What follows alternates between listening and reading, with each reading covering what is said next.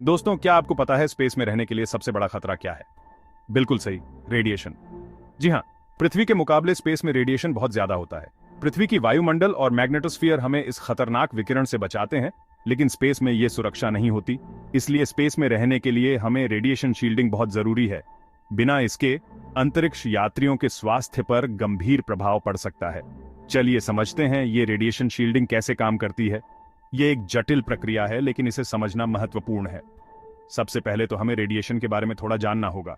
Radiation ऊर्जा का एक रूप है जो विभिन्न प्रकार के कणों और तरंगों के रूप में आता है।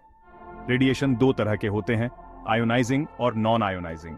आयोनाइजिंग रेडिएशन में इतनी ऊर्जा होती है कि यह परमाणुओं को आयनित कर सकता है, जिससे यह जीवित कोशिकाओं को नुकसान पहुंचा सकता है।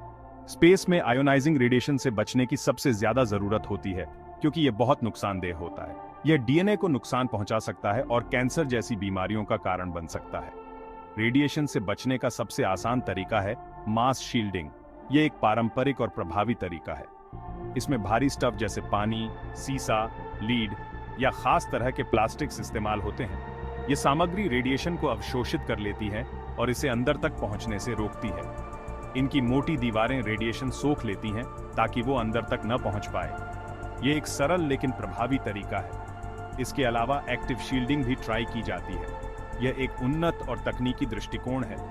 इसमें मैग्नेटिक फील्ड्स या इलेक्ट्रिक फील्ड्स से रेडिएशन को स्पेस हैबिटेट से दूर धकेला जाता है। यह एक प्रकार का बल क्षेत्र बनाता है जो रेडिएशन कणों को विक्षेपित करता है। लेकिन यह टेक्नोलॉजी अभी डेवलप हो रही है। इसे बड़े पैमाने पर इस्तेमाल करने के लिए और रिसर्च चाहिए। यह एक चुनौतीपूर्ण लेकिन संभावनाओं से भरा क्षेत्र है। स्पेस हैबिटेट्स में अच्छी रेडिएशन शील्डिंग बनाने के लिए कुछ बातों का ख्याल रखना पड़ता है। यह केवल सुरक्षा ही नहीं, बल्कि व्यावहारिकता का भी मामला है। जैसे सामान आसानी से मिलना चाहिए, उसका वजन कम होना चाहिए और बनाने में भी दिक्कत नहीं होनी चाहिए।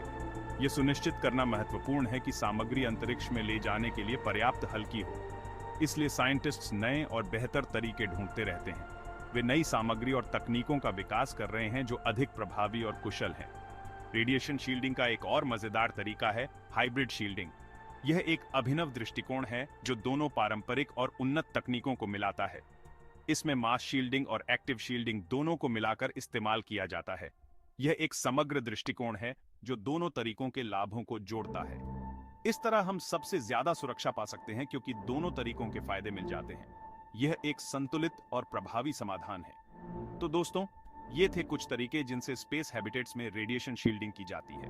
यह एक महत्वपूर्ण और जटिल प्रक्रिया है जो अंतरिक्ष में जीवन को सुरक्षित बनाती है। ये टेक्निक्स हमें स्पेस में सुरक्षित रखती हैं और भविष्य में हम दूसरे प्लैनेट्स पर भी रहने के सपने को पूरा कर सकते हैं। यह एक रोमांचक और संभावनाओं से भरा भविष्य है।